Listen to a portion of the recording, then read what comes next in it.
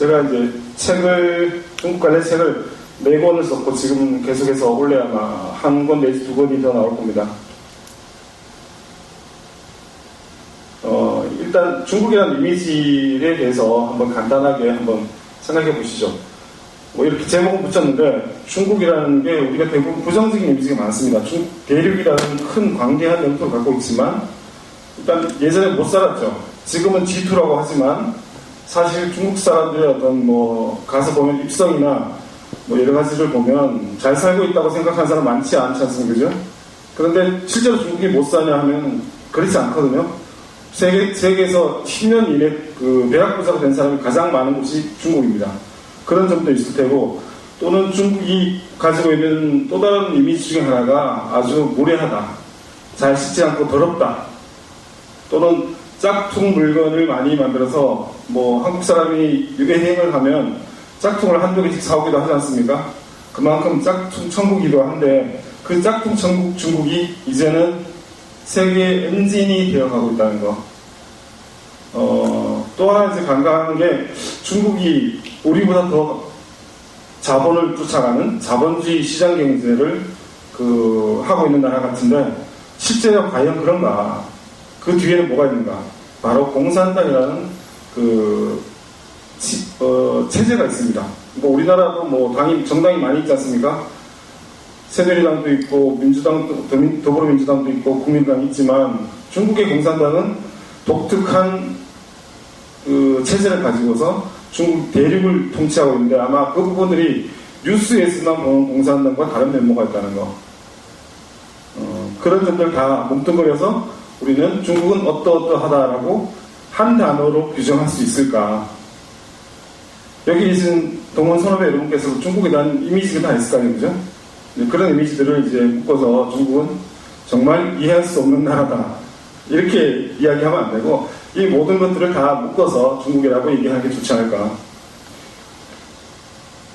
중국 사람 이미지가 여기 있는 것처럼 대부분 아마 좀 부정적일 겁니다. 이웃을 배려하지 않고 교통사고나 노상강도를 당해도 옆 사람의 뭐 쳐다보기만 하지 직접 관여하지 않는 그런 문화 수준을 보여주는 그런 국민들.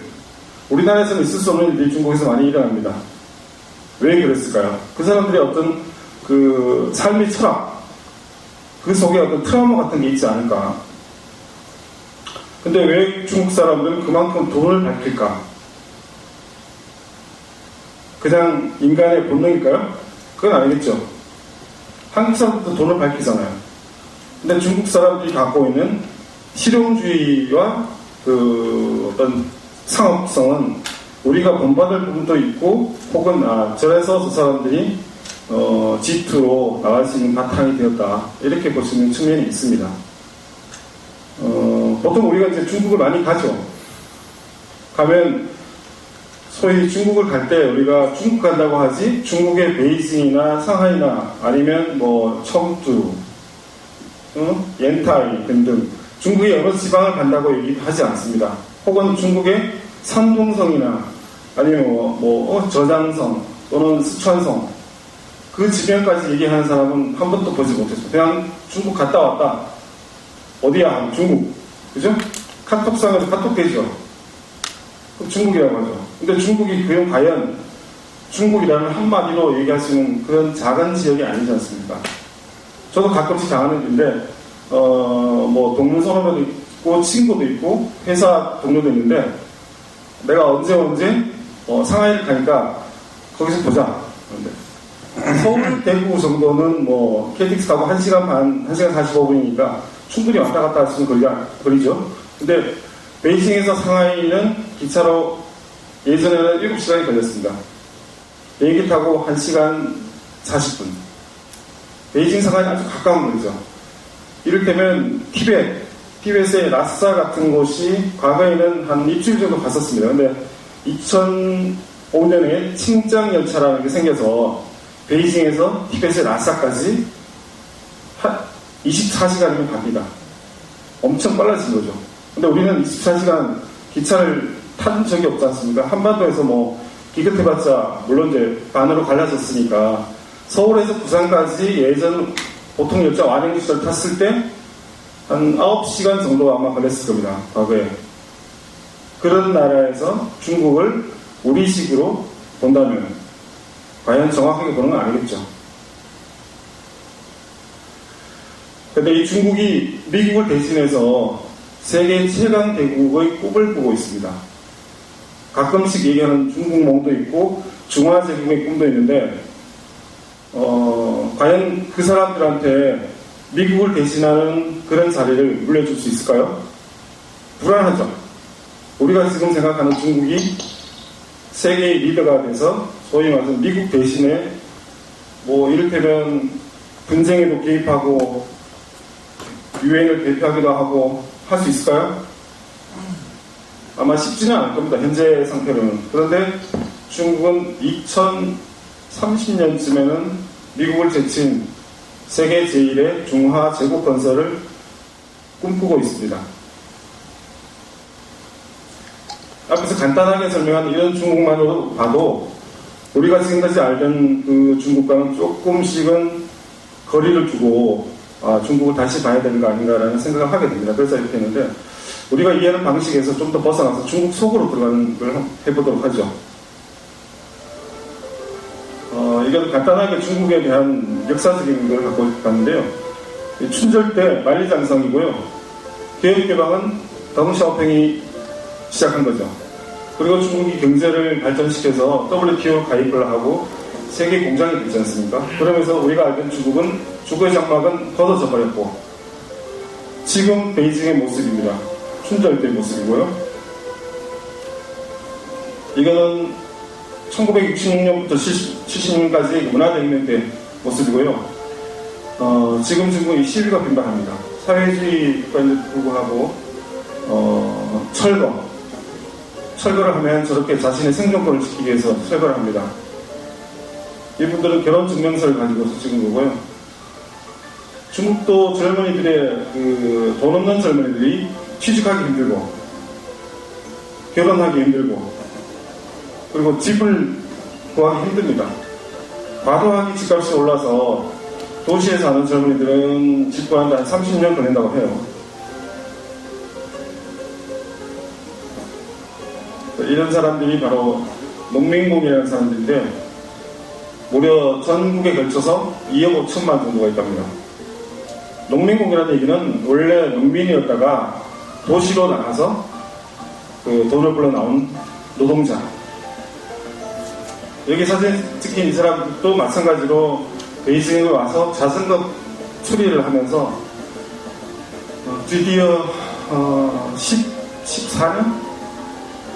14년 만에 저분들이 베이징에 아파트를 샀어요. 집들이 됐어요. 대단합니다. 그러니까 보통 사람들의 꿈이 이루어진 거죠. 어떻게 보면 저 보통 사람의 꿈이 바로 중국몽이라고 볼 수도 있습니다.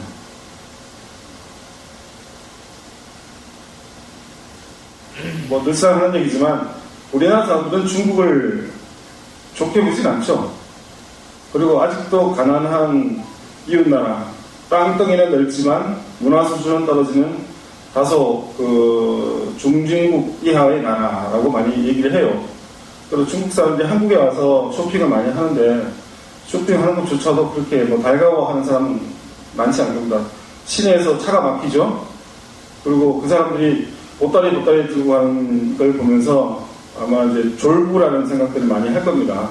과연 그 사람들이 그럴 정도의 졸부밖에 되지 않느냐. 한번 보시죠. 중국 사람이 갖고 있는 그 부가 얼마나 대단한 건지. 땅덩이를 한번 보시죠. 땅덩이를 보면 한반도가 여기 있다면 중국 땅덩이는 어마어마하죠. 이 중에서 개발되는 곳은 사실은 10분의 1도 되지 않습니다. 이쪽에 티베트나 여기 칭하이, 신장 이런 지역은 사실 보면은 거의가 황무지나 다름없습니다.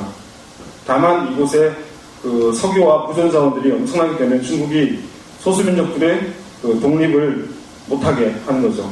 사실 이 신장이나 티베트 이런 지역들은 중국이 신중국이라고 1949년에 중화인민공화국을 건설하면서 합병한 지역입니다. 과거에 중국 땅이 아니었습니다. 하나 더 보시죠. 지금 중국인이라고 이름을 붙였지만 우리가 생각하는 그 이미지 속에 중국이 나옵니다.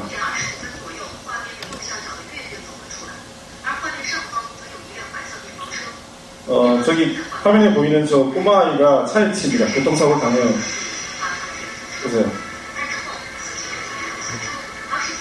갔다가 한 번 더 칩니다. 방송 화면이거든요. 근데 사람들이 지나가면서 이 장면을 봐도 애를 보지도 않고 외면합니다.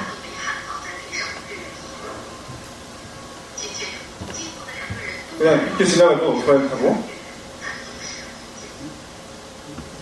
저기서 사람이 또 와요. 또 지나갑니다. 봐도. 한국에서는 이런 일이 없죠.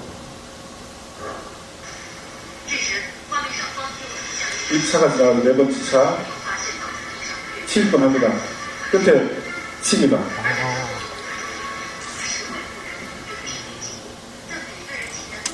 사람들이 왕래가 많은 시장통 골목이에요. 여기가. 이 많은 사람들이 13명이 지나갔는데도 불구하고 한 사람도 여기에 그 보호를 응급조치를 하지 않습니다.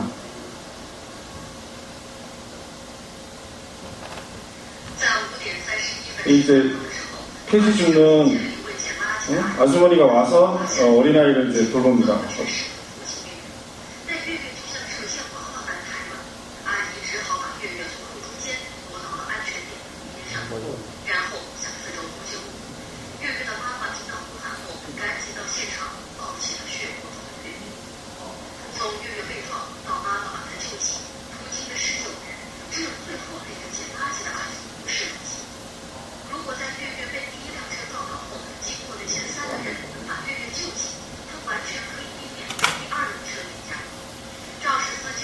자연스럽게도 이제 이 아이가 이제 병원에 가서 치료와 수술을 받고 회복됐거든요. 죽지는 않고. 부모들의 인터뷰가 나옵니다. 아버지죠. 그렇게 아무도 쳐다보지 않고 해서 이렇게 되고, 두 번째 사건인데요.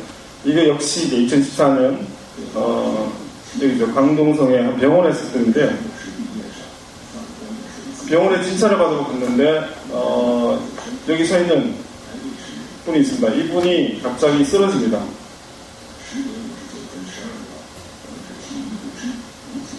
근데 그 병원에서 이런 그 의료진 같은 분들이 쳐다보고 하면서도 응급조치를 안 해요. 이해하기 힘든 중국입니다. 쓰러졌잖아요. 여기 이제 그 진료 대기를 하고 있다가 불과 2014년에 일어난 일인데,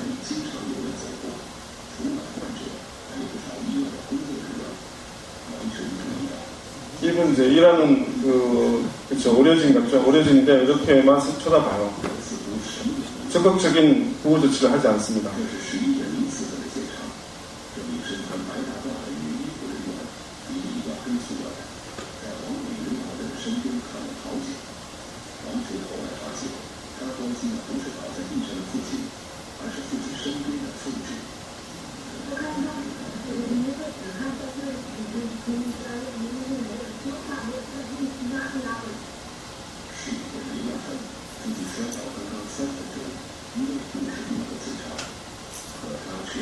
(3분) 만에 간호사가 지나가고 했는데도 응급조치를 하지 않았거든요.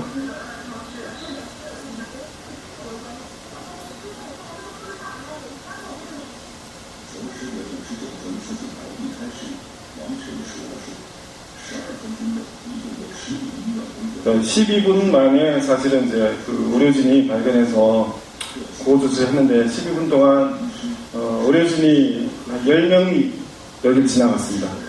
병원에서. 한국 병원에서 이런 일이 있으면 그 병원 문 닫았겠죠. 중국은 이런 일들이 늘상 일어나는 건 아니지만 가끔 일어나서 이제 중국 사람들도 이렇게 스스로 경각심을 불러일으킬 정도로 보도를 하고 있습니다. 여기까지만 보죠. 너무 많이 보면 또 중국을 너무 나쁘게 볼까봐. 보시니까 어떻습니까? 중국 사람들을 우리가 익히 알고 있던 그런 이미지 모습으로 잘 보이고 있죠. 보이시나요? 보이시죠? 그래서 이제 이런 중국을 우리가 지금까지 알던 모습으로 제가 한번 보여드렸고요.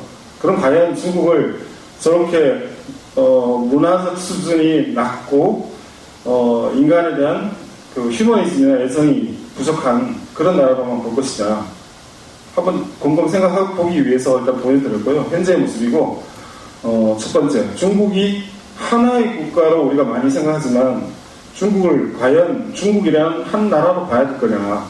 첫 번째 명제를 하나, 중국은 하나의 국가가 아니다라고 제가 일단 붙여봤습니다. 왜 그럴까요? 중국은 이를테면 성시 자치구, 우리나라 따지면 특별시, 광역시, 자치도가 있지 않습니까? 그런 것들이 33개가 있습니다. 이 성시 자치구는 독립적인 문화와 행정체계, 재정을 갖고 있습니다. 어떻게 보면 하나의 개별적인 국가들이 33개 뭉친 유나이티드 스테이트 오브 그 차이나라고 할 수 있죠. 그런데 우리는 전체를 중국 하나로 봅니다. 뭐 중국에 사업하러 가신 분들도 많이 계시겠지만, 뭐 흔히 하는 말로 볼펜 한 조로 팔아도 13억 개를 팔 수 있는 나라가 중국인데 우리는 하나도 못 팝니다. 왜? 한 성에 가서도 못 파는 사람이 중국 전역을 상대로 할 수 있을까요? 물론 지금은 알리바바 그룹의 뭐 타오바오나 우리나라 쇼핑몰, 인터넷 쇼핑몰도 있죠. 거기에 입점을 해서 성공한 기업들도 있긴 있습니다. 그러나 그런 경우는 극히 드물고요. 중국 전역을 하나로 봐서는 절대 안 된다는 걸 하죠. 중국 인구가 2015년 통계로는 13억 5천만입니다. 우리나라는 인구 감소 국가죠. 이제 인구가 줄어들기 시작하는데 이 13억 5천만 중에서 92%가 바로 민족적으로 보면 한족이라는 중국 문화의 줄을 세립니다. 나머지 8%를 소수민족이라고 명명했죠. 근데 우리가 보기에는 소수민족이 아니라 하여튼 다른 이민족들이죠. 거기에 조선족들이 한 180만 정도 있으니까 소수민족 중에서 서열 한 10위 정도 됩니다. 성별로 인구를 제가 한번 뽑아봤는데요. 보면 중국에서 인구가 가장 많은 성이 광둥성입니다. 광둥성이 있는데 인구가 1억 430만 명. 한반도 전체를 합친 것보다 많죠. 우리나라 인구의 2배 정도 되고요. 광둥성만. 그 다음에 산둥성이 9,579만. 이를테면 우리나라 인구보다 많은 5천만 이상 되는 이 성시가 둘, 셋, 넷, 다섯, 여섯, 일곱, 10개 정도 됩니다. 규모로 보면, 인구수로 보면 엄청난 거죠. 이 성들은 사실 한반도 면적보다 큽니다. 허난성 같은 경우는 농업이 많은 이 중원의 중심인데, 허난 출신들이 그 중국 전역에 가장 많이 나가 있습니다. 가장 인구가 작은 데가 여기 그 티벳, 그 독립운동이 많이 된 티벳이고요. 300만 정도 되고요. 칭하이나 닝샤 이쪽이 좀 적습니다. 서울 인구가 올해 들어서 1000만이 안 되죠. 근데 성시 자치구만 있는 게 아니라 중국에 일개 시가 1000만 넘는 시가 13개나 됩니다. 보시죠. 우리가 뭐 이렇게 아는 베이징이 공식 인구가 1억 9,600, 상주 인구가 2,500만, 1900만이죠. 2,500만. 상하이가 2,300만, 충칭, 내륙에 있는 도시인데, 장강 3회별 도시 충칭인데, 여기가 2,800이죠. 84만. 이렇게 거의 1000만이 넘는 성시 자치구가 이 정도 됩니다. 이름 아는 데도 있지만 이름 모르는 데 많죠. 바오랭시나 여기 난양, 수자장, 리니 이런 데는 잘 모르시죠. 처음 듣는 도시죠. 이런 도시가 1000만이 넘습니다.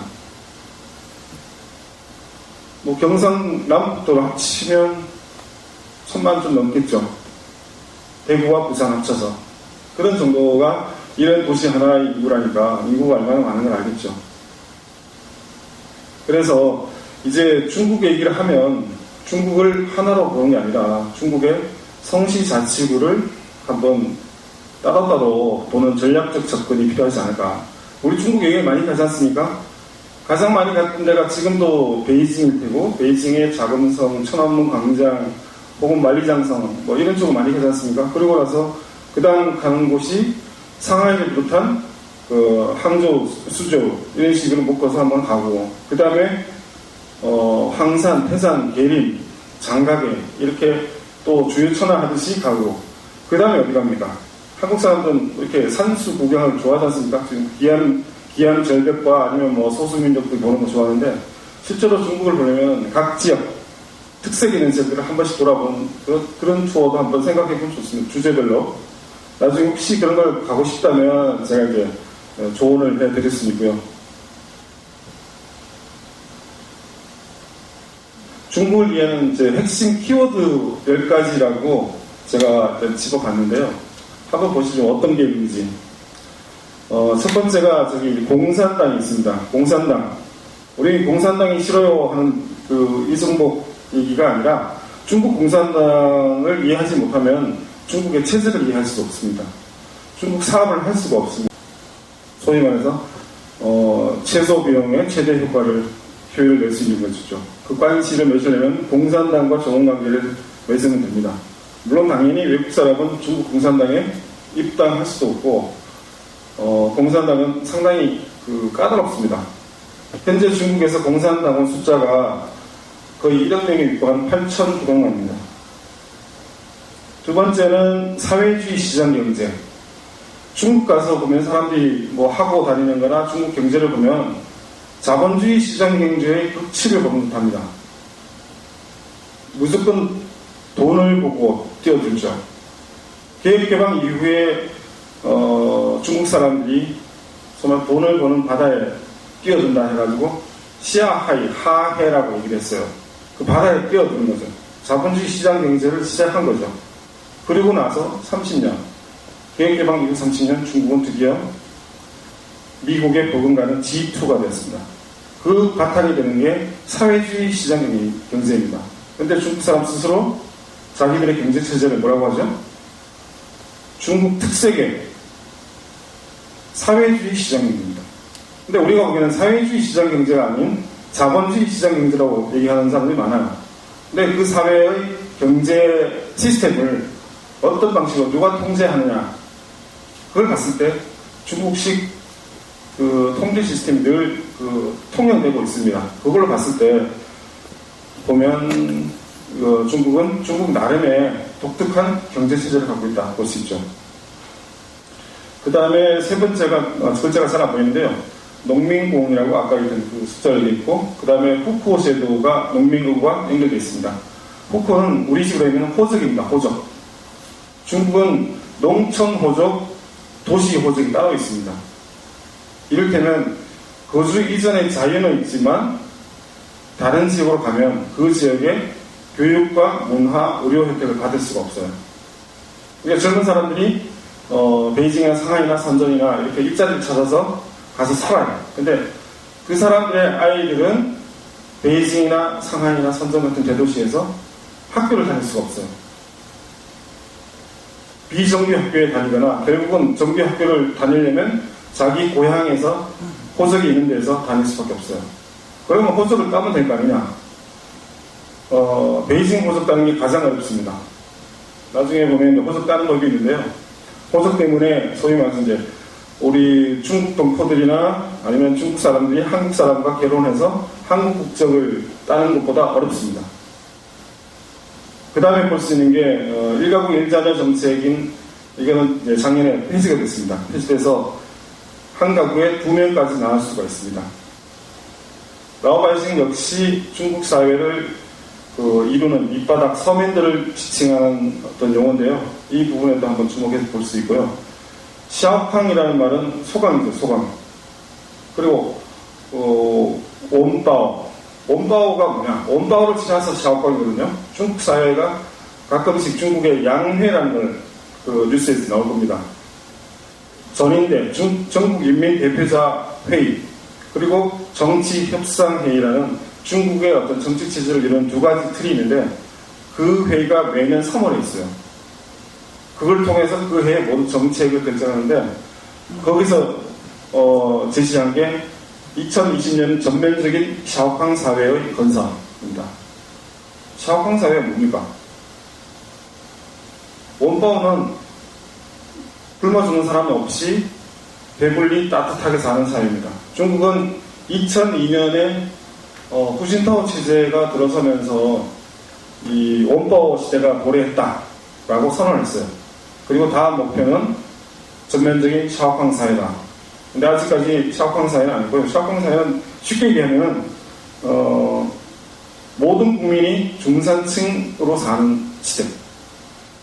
아직 우리나라는 이 5천만밖에 안 되는 나라지만 우리는 샤오캉 사회 안 됐죠. 소위 말해서 차상위 계층 이하가 우리도 엄청 많습니다. 폭발호라는 게 폭탄이나 폭발물 이게 아닙니다. 벼락부자입니다. 벼락부자.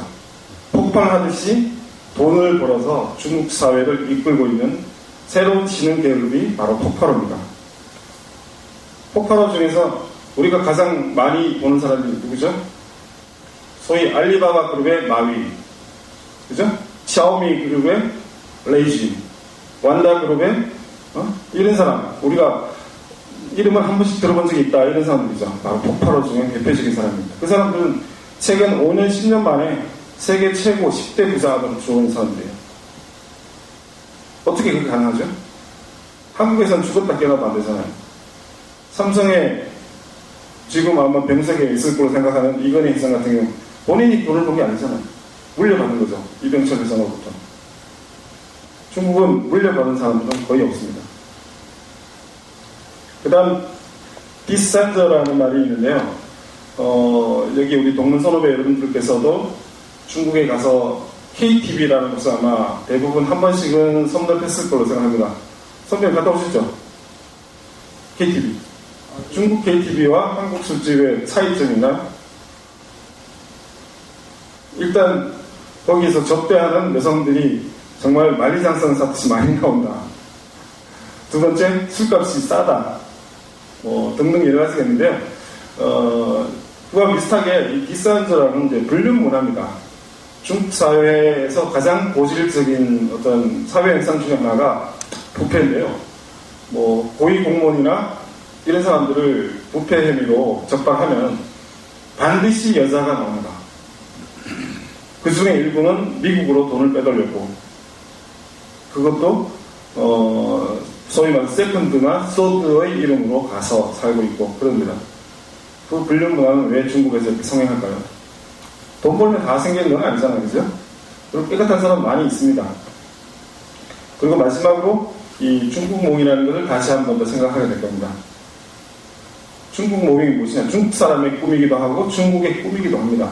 근데 우리한테, 우리나라 사람들한테 우리나라의 꿈이 있습니까? 대한민국에 모두가 꿈꾸는 세상인가요? 통일인가요? 아니죠. 우리는 어떻게 보면 이제 중국은 저렇게 중국몽이라는 하나의 어떤 지향점을 던져놓고 달려가고 있는데, 반면에 우리 5천만밖에 안 되는 우리나라는 꿈을 던지지도 못하고 있어요. 좀 배워야 될 것 같아요. 그래서 중국몽은 과연 무엇일까? 이 후진타오 다음에 시진핑이잖아요. 시진핑이 앞으로 남은 게 6년 남았습니다. 시진핑이 꿈꾸는 중국몽은 무엇인가? 한번 살펴보죠. 자, 누가 중국을 지배하는가? 중국은 정치 체제가 민주주의가 아니잖아요, 그죠?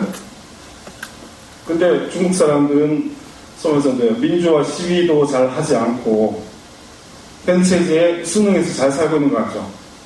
중국 사회를 이끄는 정치 주체는 공산당입니다. 중국 공산당은 1921년에 탄생했죠. 그죠?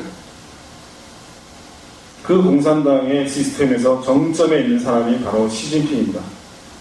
현재 시진핑은 13억 5천만을 다스리는 유일한 황제와 같은 권한과 위상을 갖고 있습니다. 그러나 실제 중국을 이끄는 시스템은 공산당 중앙정치국 상무위원회입니다. 후진타오 시대에는 9명이 있었지만 지금 7명으로 줄어서 오히려 당 총석이 주석의 역할이 훨씬 더 커졌죠. 그러니까 쉽게 이렇게 풀어보면 이렇게 되어 있습니다. 중국은 일당 독재 체제라고 할 수 있는데, 근데 사실 이것도 우리가 잘못 알고 있는 게 중국의 정당들이 한 10여 개 더 있습니다. 우리가 모르는 정당이 10여 개 있습니다. 뭐 사회당도 있고 무슨 당이 있어요. 우리나라에서 가끔 초청해서 오기도 합니다. 그럼 어디에 있냐? 공산당이 그냥 만들어준 거예요. 감투를 씌워준 거예요. 양회를 할 때 정치 협상회의를 하잖아요. 그죠? 양회를 할 때 전국인민 대표회의가 우리 국회고, 정치 협상회의는 일종의 그 사회재정당 단체를 합친 그런 거라고 볼 수 있죠. 그 정치 협상회의에 이 정당들이 들어가 있어요. 네, 아무것도 못하죠. 그냥 중국 사회의 어떤 사회 통합의 역할을 하는 덜러리라는 거죠. 이 7명은 다 알죠. 이 중에서 다음 중국은 5년 단위로 이 정치국 상무위원을 새롭게 임명합니다. 현재 있는 사람들은 시진핑 체제에 들어서 서열 1위, 2위 리커창, 3위 장더장, 그 다음에 위정성, 류윈산, 왕치산, 장가오리 이런 식인데, 이 사람들이 다 중국 사회 시스템에서의 어떤 한 세력을 대표하는 사람들입니다. 삼두마차라고 많이 하죠. 삼두마차. 시진핑 주석은 소위 말해서 태자당의 대표입니다. 태자당. 태자당이라는 게 따로 있는 게 아니라 태자는 소위 말해서 이제 황제의 후계자가 태자당이죠. 태자당이라고 이름 붙인 거는 중국 혁명에 앞장섰던 혁명 원로들,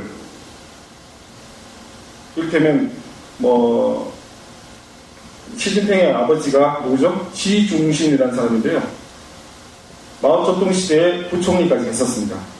중국 혁명을 같이 했었고, 그런 사람들의 어떤 자제들이 대를 이어서 정치 시스템의 중심이 되는 거죠. 이를테면 요즘 우리말로 금수저 세력들이라고 볼 수 있죠. 두 번째 세력은 리크상으로 대변되는 공산주의 청년단이라는 중국 공산당의 행동 전위 조직입니다. 근데 그 사람들은 공산당원이 아니에요. 원래는 공청단 출신들이 다시 당원 심사를 거쳐야 공산당원이 됩니다. 다만 이 세력도 엄청난 세력하고 8천만입니다. 전국에. 근데 지금은 시진핑 주석의 견제를 받아서 과거에 비해서는 50% 정도 세력이 약화됐다고 봅니다. 리커창 총리와 시진핑 그 총서기가 두 사람이 다음 5년 후에도 중앙정치국 상무위원이 될 가능성이 높고요. 나머지 사람들은 나이가 대부분 많아서, 중국은 이 정치국 상무위원 연임할 때 68세가 넘으면 다시 재선이 되지 않습니다. 우리나라 같으면 당 공천을 받든지 하면 나이와 관계없이 하지만, 중국은 불문율처럼 그렇게 해왔습니다. 지난 30년 동안. 그 어떤 관리를 깨고서 시진핑 주석의 신복이라고 할 수 있는 이 왕치산 같은 사람이 다시 한번 재임될 수 있다라는 관측이 나기도 하지만, 이 왕치산 같은 사람이 맡고 있는 중앙기율검사위가 대단히 중요합니다. 중앙기율검사위라고 하면 우리나라의 소위 말해서 국정원과 경찰청, 소위 말해서 공안기관들을 다 관할합니다. 그러니까 중국의 모든 정보를 저 사람이 컨트롤하는 거죠. 그런 사람인 만큼 권력 정점에 있는 사람한테 가장 중요한 역할들을 하는 신복을 갖다 줄 수밖에 없죠. 재미없죠? 이런 얘기는? 중국 체제를, 우리가 중국 가서 사업을 많이 하시는 분들이 관시를 많이 맺는데요. 관시를 잘 맺어야 됩니다. 관시를 잘 맺었지만 후진타오 시대에 관시 맺히는 사람은 지금 다 망했죠. 왜? 10년 하고서 그 다음 세력으로 교체되면서 다 바뀌었습니다. 그리고 후진타오 시대에 후진타오 세력들은 사실 실제적인 권한이 없었어요. 그 이전 주석이 누구였죠? 장쩌민, 강택민이라는 상하이방의 우두머리가 막부에서 모든 영향을 행사하고 있었습니다. 그러니까 후진타오 시대라고 했지만 실제로는 장쩌민의 20년이 된 거죠. 누구하고 관계 맺어야 되죠? 관씨는 장쩌민하고 맺었으면 훨씬 더 잘 됐을 겁니다. 근데 한국 사람들은 현 집권 세력의 중심 세력이 후진타오라고 생각하고 그쪽으로 많이 맺었죠. 삼성에 계신 분들이 있나요? 삼성이나 현대가 지금 중국에서 상당히 고전을 하고 있습니다. 그 이유 중에 하나가 중국을 제대로 파악하지 못했다고 저는 보고 있습니다. 삼성 중국 연구소의 인력이 아마 한 2만 명쯤 됐을 겁니다. 근데 삼성 중국 연구소는 뭘 만들었죠? 불과 5명으로 시작한 샤오미는 지금 작년에 중국 1위였죠. 숫자가 모든 걸 말해주는 게 아니죠. 그죠?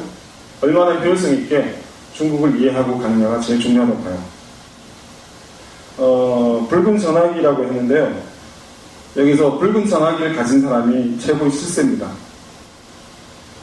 국가기관이나 이를테면 법원조차도 법원장이 서열 1위가 아니라 법원 내에 당위원회 총서기가 있습니다. 그 사람이 서열 1위고 그 사람 앞에 전화기가 있어요. 당 중앙과 연결되는 직통전화. 우리나라도 과거에 그런 게 있지 않았습니까? 청와대와 한라인도 모든 그 경찰관서, 파출소 다 돼 있었죠. 집권 여당에서도 그게 가능했었고, 우리는 그런 시대가 권위주의 관리의 시대가 지났으니까 이제 없는 거죠. 시진핑 주석이 들어온 2012년에 취임했었는데요. 반부패 드라이브를 많이 했죠. 결과는 이렇습니다. 이렇게 많은 사람들이 반부패 혐의로 숙청되고 처벌받고 현재도 그래서 자리를 차지하지 못한 중앙부처 기관 자리들이 많이 있습니다. 근데 과연 이게 중국이 깨끗한 나라로 가는 그런 지름길로 가는 걸까? 그건 아닌 것 같아요. 많은 사람들이 중국의 반부패 드라이브는 시진핑 주석의 정적 주기이다라고 보고 있습니다. 이 반부패 드라이브로 숙청당한 대표적인 사람이 4명이 있습니다. 바로 보면 보시라이 전 충칭시 서기는 아시죠? 보시라이가 있고요. 그 다음 두 번째로 센 사람이 이 쪼윤캉이라는 그 정법위 서기, 좀 전에 보신 당기율심사위원회 서기와 같은 겁니다. 이분이 있고, 그 다음에 쉬차이호라고 중앙군사위 부주석, 장쩌민이 후진타오한테 군사위 주석직을 5년 후에 넘겨주는데, 그때 5년 넘겨주면서 이 사람을 자기의 신복을 부주석에 갖다 놨어요. 그래서 인민해방군 내에 모든 인사를 이 사람이 담당했었습니다. 실제로 군사를 동원할 수 있었던 거죠. 그 다음에 링지화는 아주 독특한 캐릭터인데요. 이 양반은 후진타오 전 주석의 비서실장이었어요. 근데 이 사람이 장쩌민 세력과 내통을 한 거죠. 양다리 걸쳐서 후진타오 집무실에 도청 장치를 설치하도록 해준 겁니다. 누가 도청이냐? 바로 보시라이 세력들이 차기 집권을 위한 쿠데타를 치른 그 바탕을 만들어준 사람들이죠. 당연히 중국은 시진핑 체제가 되면서 이 사람들을 단죄할 수밖에 없었겠죠. 대부분 보면 반부패와 불륜입니다. 이 사람들의 어떤 과거에 일반인들은 사실 중국에는 간통법이 없기 때문에 불륜을 해도 상관없어요. 처벌할 수가 없습니다. 한국도 간통죄가 없어져서 그렇지만 간통죄가 법적으로 없다고 해가지고 사회적으로 혼란해지고 이런 건 없잖아요, 그죠? 근데 중국 사회에서는 불륜이 하나의 문화가 됐기 때문에 그런 점에서 보면 그 법 자체가 그 어떤 억제하는 효과 그건 아닌 것 같아요. 다만 중국에서 권력과 부와 불륜은 함께 간다. 불문처럼 있는 것 같아요. 이를테면 쪼윤캉 정법위 서기 같은 경우는 법원에 기소할 때 내놓은 제목 중에 한 페이지가 아니라 한 30페이지가 여성 편력이었습니다. 여성 편력. CCTV에 좀 괜찮은 아나운서들은 다 쪼윤캉의 내연녀였고, 물론 자기가 다 이렇게 봐준 거죠, 길을. 그러니까 수도 없이 많은 그 중국의 유명한 배우들이 쪼윤캉의 침대로 불려갔고, 이런 것들이 다 낱낱이 나와 있습니다. 근데 중국에서 자신들의 최고위직 인사의 죄상을 저렇게 낱낱이 까발리는 이유가 무엇일까요? 일반인들이 봤을 때 그 죄도 아닌 불륜인데, 그죠? 그러니까 도덕적으로 나쁜 놈으로 만들어서 완전히 그냥 그전 세력에 대한 그 정치적인 매장을 시도한 거죠. 다시는 당신들이 내 세상이 돼서는 시진핑 주석 자기 자신의 어떤 체제 끝나더라도 못 나오도록 단죄를 한 거죠. 이 간통은 위법이 아닌데 공산당에서만 공산당 기율에서 나와 있습니다. 공산당원은 중국 인민의 모범이 돼야 한다라는 조항이 있습니다. 거기에 해당되는 게 바로 간통으로 처벌하는 간통. 이분입니다. 이분 보면 지금 재판받을 거 보면 머리가 하얗고 수축해서 완전히 백발 노인이 되어 있습니다. 쪼윤캉.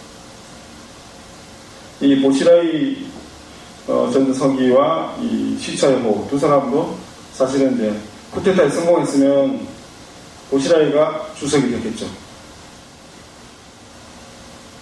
링지오하는 양다리 작전을 해서 자신이 중앙정치국 상무위원을 노렸지만 결국은 적발돼서 처벌됐고, 본인의 부인과 아들이 또 여러 가지 구설수에 올라서 지금 뭐 모든 게 끝난 상태죠. 사실 2012년 그 본인의 아들이 페라리를 타고 베이징 시내에서 한 터널에서 교통사고로 그렇게 죽었어요. 페라리 안에서는 2명의 여성 그 시신이 같이 발견됐는데 3명 다 빨가벗은 상태였어요. 그러니까 사람들이 생각하기에 얼마나 재미있는 뉴스예요, 스캔들이고. 근데 뉴스에 안 나오고 그 중국의 일반인들이 쓰는 웨이보라고 우리 블로그에 사진이 올라왔는데 그거 다 없어졌어요. 알고 보니까 링지화의 외동아들이었어요. 이 사람은 아들 하나밖에 없어요. 한 일가구 일자리 정책을 이 사람들이 누가 사실은 링지화의 부인과 연인 관계라는 게 나중에 드러났어요. 30대 중반에 이 루이청강 기자가 어떻게 이런 관계를 가질 수 있을까? 이 친구의 야망이 대단했어요. 이 루이청강 기자는 한국에서 많이 알려졌어요. 이를테면 그때가 오바마 대통령이 해관과 정상회의 2차 한국에 왔을 때 MB 시절인데, 그때 이 사람이 아시아 대표 기자라고 치고 이렇게 뭐 질문한 아마 화면들이 있어서 한국 기자들 좀 망신시킨 적이 있었을 겁니다. 뭐 하여튼 저는 사정을 설명하고 이럴 정도로 좀 오만하고 거들먹거리를 좋아했었고, 박근혜 대통령이 취임하고 나서 CCTV 기자로 방문을 해서 인터뷰를 하고 나서 그 배운 한국말로 박근혜 대통령이 뭐라고 부르지 않습니까? 누님. 그러니까 윤상의 누님 뭐 사석에서 누님 하면 전화하듯이 이 친구들 그런 거에서 누님이라고 했다가 나중에 호되게 그 박 대통령이 좀 이제 혼냈다고 그런 일화가 있는 친구로 있습니다. 근데 이 친구는 그럴만 해요. 링지화의 부인과 애인 관계면 상당한 정보를 갖고 영향을 행사했을 거 아닙니까?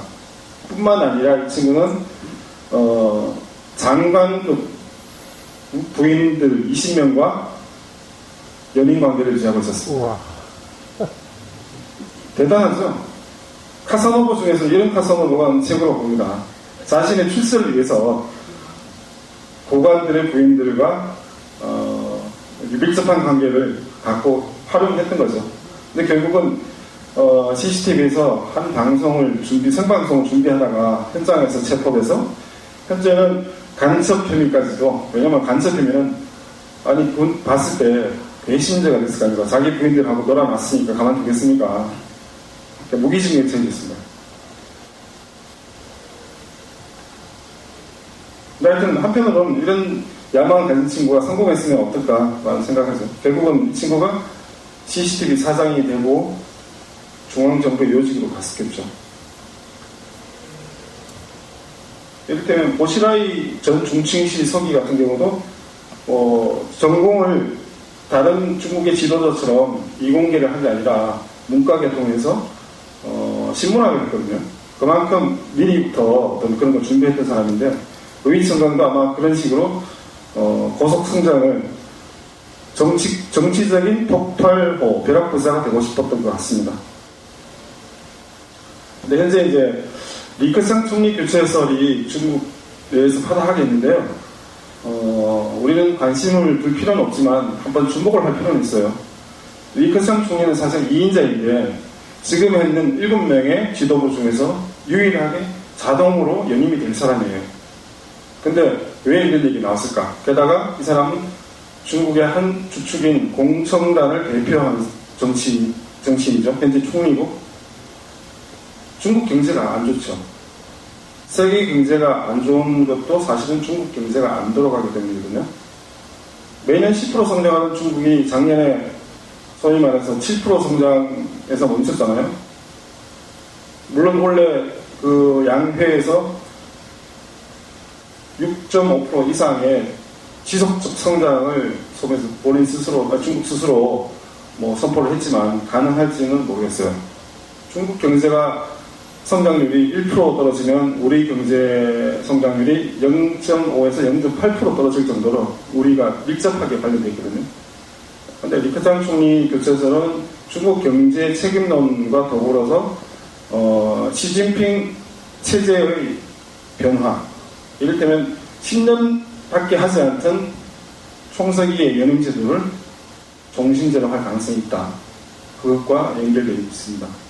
그 엄청난 권력 변화가 되면 어떻게 보면 피비린내 나는 숙청과 대대적인 어떤 정치체제 전환이 있겠죠.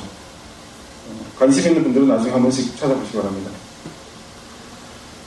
얼마 전에 이것도 중국 웨이보상에 나온 리커창 총리 교체설을 뒷받침하는 사진인데요.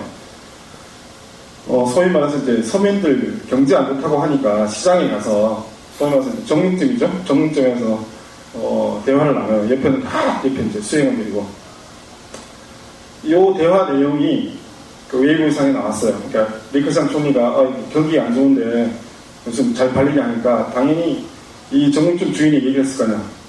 요즘 경기 안 좋아서 죽겠다. 그래서 오늘 얼마 팔았냐 하니까 오늘 당신들 온다고 해서 여기 통제하는 바람에 한 근도 못 팔았다. 그러니까 대놓고 불만을 얘기한 거예요. 그러니까 리커창 총리 미안하게 머쓱해서 그럼 우리 수행원들이 있으니까 우리가 고기 좀 많이 좀 사주겠다. 한 10근만 팔아라. 그러니까 저기 정육점 주인이 당신한테 못 판다. 왜? 그러니까 당신들이 온다고 칼을 다 걷어가지 않았냐. 칼이 없어서 못 판다. 진짜입니다. 그래서 이런 게 사실은 과거에 안 나왔습니다. 중국을 지배하는 지도부의 2인자가 시장에 가서 있었던 이야기를 약간 조롱 섞인 이런 얘기가 나왔어요. 이건 뭘 의미하나? 저는 아마도 이제 리커창 총리의 어떤 정치적 이상의 변화 아닌가, 그렇게도 이제 짐작할 수 있는 거죠. 이런 식으로 이제 중국에 흘러나오는 얘기들을 한 번 더 대세경질하면서 확인해보면 그런 것들을 좀 더 이제 우리 스스로가 중국의 변화를 볼 수 있다는 거죠. 그래서 권력투쟁의 이제 시즌2, 반부패 전쟁의 시즌2가 시작됐다라고 보는 게 뭐 많은 이제 중국 그 전문가들 얘기입니다.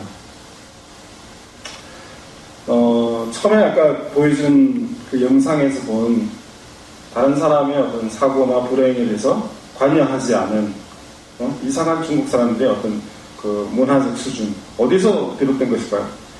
물론 그 전부터 중국 사람들의 어떤 그런 것들이 많이 있었는데 결국은 그 심화되게 된 원인이 이 두 가지 정치적 사건과 연계되어 있다고 봅니다.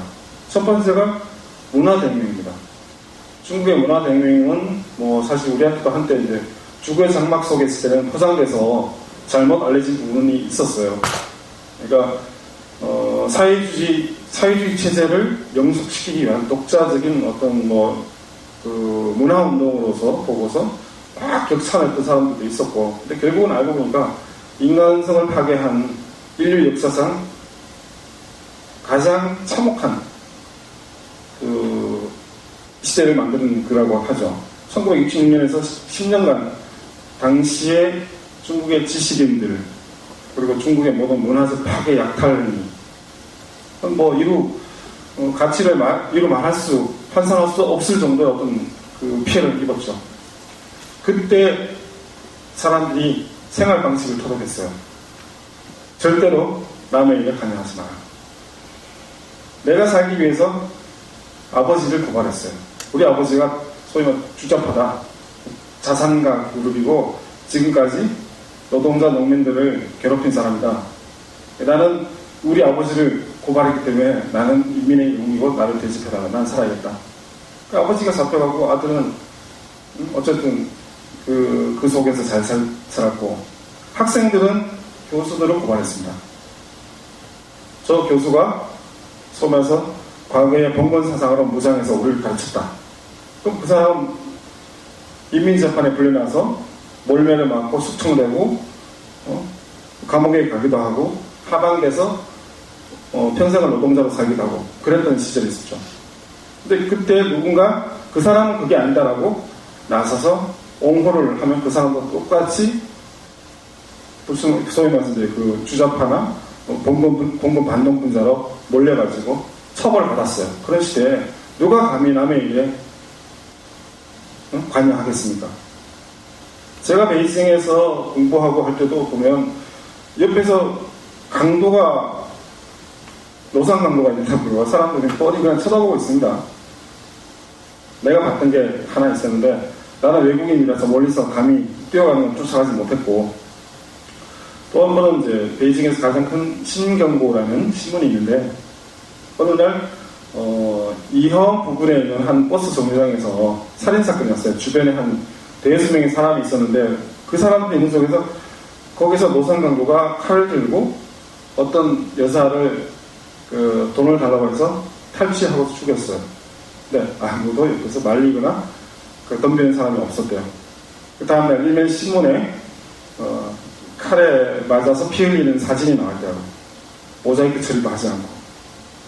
물론 지금은 이제 중국 언론도 조금은 어떤 그런 사회적 혐오나 일으킬 수 있는 사진들은 좀 자제하는 경향이 있는데 그때만 해도 그런 것들이 여과 없이 했던 시절이 있었죠. 두 번째 사건은 뭐냐면 우리가 쓴 육사 천안문 사태라고 하는 1989년의 민주화 시위 진압입니다. 문화대혁명은 이미 시간이 많이 흘러서 중국 내에서도 연구하는 사람도 있고 비판하는 사람이 대부분이지만天安문 사태에 대해서는 중국 정부가 아직도 조사를 하거나 공개하지 않고 있습니다. 어떻게 보면 중국 사회에서 가장 꺼내기 싫어하는 열고 싶지 않은 판도라 상자 같은 그런 게 바로 천안문 사태입니다. 자기 나라 군대가 민주화를 요구하는 젊은 대학생들이 있는 천안문 광장에 텐트 치고 있는데 야밤에 새벽 4시에 탱크가 몰고 들어와서 깔아버렸어요. 그리고 도망가는 사람들을 향해서 무자비한 총을 쏘고 해서 우리나라에서 광주에서 있었던 그 민주화 운동과 달리 그 당시에는 뭐 쌍방 교성 같은 게 없었어요. 무장하지도 않았고 그때 죽은 사람이 3,000에서 7,000명이라고 해요. 천안문 광장에서. 그리고 그 이후에 연루돼서 추옥된 사람이 한 10만 명 정도. 이를테면 그 당시를 살아남은 89년에 천안문 사태를 경험했던 세대들, 이를테면 지금의 40대, 그죠? 30대 후반에서 40대 사람들은 그런 트라우마가 있어요. 그 사람들은 다시는 중국에서 민주화 얘기를 꺼내지 말자라는 암묵적인 생각들을 할 수밖에 없어요. 중국의 정치체제에 대해서 우리가 많은 얘기를 하는데 서방의 시각이나 우리 시각이 뭐 비슷하긴 하죠. 중국이 왜 민주화 운동을 안 하고 그럴까? 몇 년 전에 중동에서 자스민 혁명이 일어났지 않습니까? 그랬을 때 많은 사람들이 이제 중국도 저 영향을 받아서 이제 무너지지 않을까. 세상에서 가장 빈부격차가 심하고 모순이 극심한 데가 중국인데 저 사람들은 이 우리가 동시대를 살고 있는 사람인데 왜 저걸 하지 않을까? 하지 않잖아요. 천안문에서 멀쩡한 사람들이 정당한 요구를 하는데 정부의 정규군에 의해서 학살을 당한 나라예요. 누가 감히 나서겠어요? 이미 문화대혁명 때 홍위병을 동원한 권력 재집권을 통해서 또 한 번 당했고 두 번의 저런 그 트라우마를 갖고 있는 사람들입니다. 살아남은 사람들은 소위 말해서 정권의 부역자인 거죠. 부역자. 그래서 더 이상 말을 하지 않습니다. 중국의 민주화에 대해서는 스스로가 우리 식으로 할 테니까 뭐 관여하지 마라. 그렇게 중국 사람들이 정서 같아요. 지금은 이렇게 그 문화대혁명 때의 복장과 구호와 노래 또는 이 마오쩌둥 어록, 손에 들고 있는 게 마오쩌둥 어록입니다. 저걸 갖고서 상품화해서 한 식당들이 많이 있어요. 그리고 마오지아 판티엔이라고 모가 반점이라는 마오쩌둥이 즐겨 먹던 음식들을 파는 식당이 마오쩌둥이 고향 후난성에서 가장 큰 요식업체입니다. 이를테면 트라우마를 상품화하는 데 성공한 거죠. 마오쩌둥이 상품화된 거죠. 이건 당시 유명했던 사진이죠.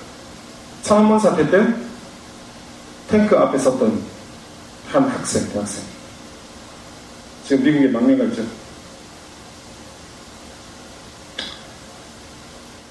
어때요? 중국을 보면 이 두 가지 사건을 보면 중국 사람들의 어떤 정서적인 어떤 그 밑바탕의 불안감을 이해할 수 있을까요?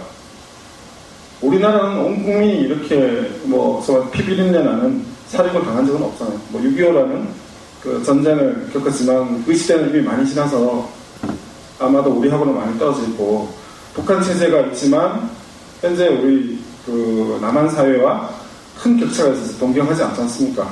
뭐 종북이라는 일부 세력이 있지만 우리 사회의 소수이기 때문에 더 이상 염려할 정도는 아닌 것 같고 중국에 대한 부정적인 또 비디오를 하나 보시죠. 이게 화단성에서 2015년인가? 사람들이 많이 가는 한 호수에서 한 대학생이, 24살을 먹은 대학생이 2명의 어린 애가 물에 빠진 걸 구하고 본인은 익사를 했습니다. 물에 빠졌어요. 이를테면 의사상자죠. 의사상자인데 이 부모들하고 애들이 자기 스스로 떨어진 사람이라고 언론 인터뷰를 했어요. 그래서 자기 혼자서 놀다가 떨어진 놈이 무슨 의사상자를 해가지고 난리 났다가 결국은 다른 목격자가 나타나서 저 사람이 구해주고 죽었는데 뭔 소리 하면서 두 번 죽은 거죠. 그러니까 저기 꼬마애가 그 청년에 대한 그럴 때 자기 생명의 은인인데 자기 혼자 떨어졌다고 방송 인터뷰를 해요. 엄마가 시켜가지고. 근데 가족들로 와서는 기가 찬 거죠.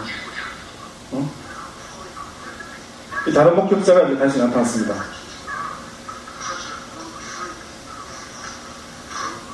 두 아이를 구하고 나와서 힘이 빠져서 죽었다라고 하는 거죠. 그래서 당시에 이제 주변 CCTV나 이런 걸 보고서 이제 진짜로 의사상자가 맞다라고 나와서 이 두 아이의 엄마가 장례식장에 사죄를 하러 왔어요.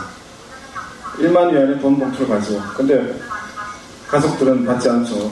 그렇게 사람을 명예를 실추시키는 거 이게 뭐 하는 짓이냐고. 이게 아이의 엄마인데 왜 그랬을까요? 중국에서는 이렇게 다른 사람을 구하고 죽으면 그 사람한테 보상을 해주는 전통이 있어요. 보상을.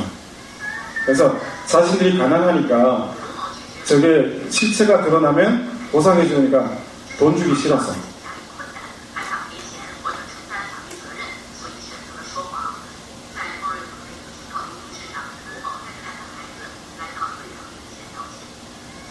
이 장례식장에 와서 같이 울어주고 하지만 가족들은 돈을 받지 않고 명예 회복됐으니까 됐다고 쫓아냅니다. 돈은 안 받겠죠. 이거 보시니까 어떠세요? 중국 사람들이 여전히 우리와 좀 동떨어진 세상을 살고 있는 것으로 보이죠. 실제로 그런 부분들이 되게 많이 있습니다. 그래서 한국 사람들도 중국에서 특히 이제 사업을 하시는 분들이 중국 가면 가급적 운전 같은 거 안 하는 게 좋고요.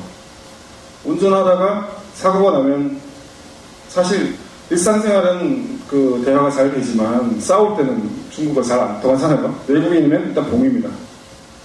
근데 중국 사람들은 교통사고를 통해서 사망사고를 나도 뭐 보통 한 지역에 따라 다르지만 3천만 원 정도에서 5천만 원을 돈을 공탁을 하면 그냥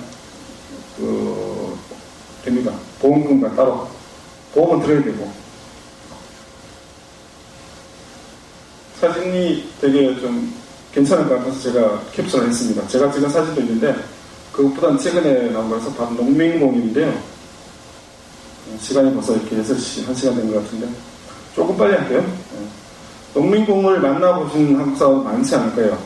중국 사회 밑바닥에 사는 사람이고 중국 경제를 일으킨 우리나라에서 예전 이제 도시로 나온 이주 노동자들 그렇게 보시면 돼요. 근데 생활 자체가 피폐하죠. 아까 얘기했듯이 도시 호적이 없어요. 그러면 의료 혜택, 교육 혜택, 뭐 기타 어떤 행정적인 지원 못 받아요. 그런데도 이 사람들은 도시로 나옵니다. 왜? 시골에 있으면 돈 벌 데가 없잖아요. 중국은 모든 토지가 국가 소유입니다. 농민들한테 나눠준 토지의 양이 한 가족이 먹고 살 수가 없어요. 물론 이제 지금은 중국이 모든 토지는 국가 소유지만, 그러니까 점유권을 인정해요. 그래서 농촌에서도 농장 같은 걸 만들어서 다 이렇게 사들입니다. 어떻게 보면 소유권의 개념 자체가 이제 조금씩 형성됐고 사적 재산권도 인정이 되는 추세입니다. 아들한테 물려줄 수 있어요.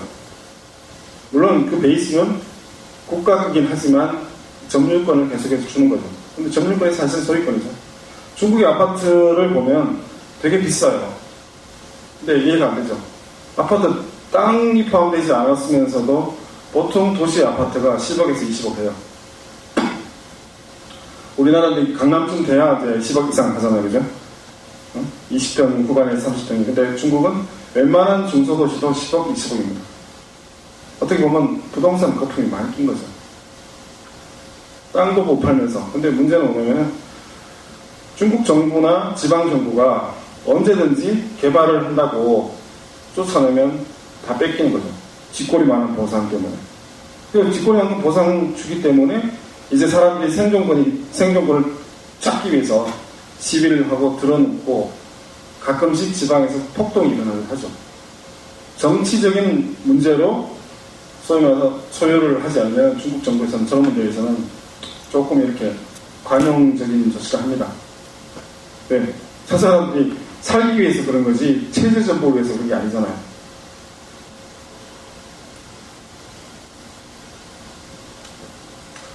이 사진을 보면 사진이 호적입니다. 호적. 호적도 이 빨간 이 중국 사람들이 참 빨간 참 좋아하죠. 결혼 증명서도 있고 다 빨갛게 돼 있습니다. 이걸 받아야 도시에서 살 수 있는 제대로 살 수 있는 권리가 있는 거죠. 베이징 호적을 받으려면 일단 대학을 베이징에서 나와야 되고 베이징에 적을 둔 기업에서 살아야 되고 자산이 소위 말해서 10만 위안 정도를 있어야 됩니다. 이런저런 조건을 갖춰서 매년 베이징 호적을 딸 수 있는 사람 숫자를 또 제한해놨어요. 10만. 그러니까 이 분야는 10만 이런 식으로 100만이 넘지 않아요. 매년 한 개. 그러니까 상당히 어려운 거죠. 이 호적 장사하는 사람들 브로커 많이 있어요.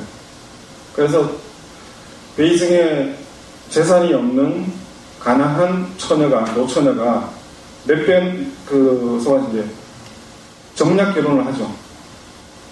시골 출신 돈 많은 사람한테 돈을 받고 이제 결혼 증명서를 파는 거죠.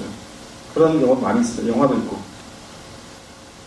여기는 이제 베이징 호적을 따는 몇 가지 방법이 있게 됐습니다. 우리와 동떨어진 얘기라서 재미없죠. 호적 얘기는. 빠링호라는 얘기는 80년 이후에 태어난 사람인데 사실 한 가구 한 자녀 정책 이후에 모든 가구에서 한 명밖에 못 나왔으니까 그때 80년 이후에 태어난 사람들을 빠링호라고 합니다.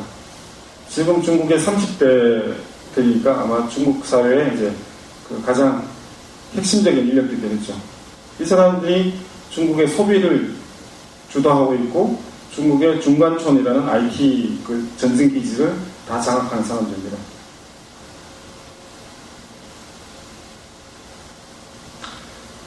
중국 도처에 보면 이렇게 애국, 창신, 포용, 후덕 이렇게 쓰인 이 선전, 선동 문구가 많이 있어요. 과거에 비하면 이런 것들이 많이 없어졌어요.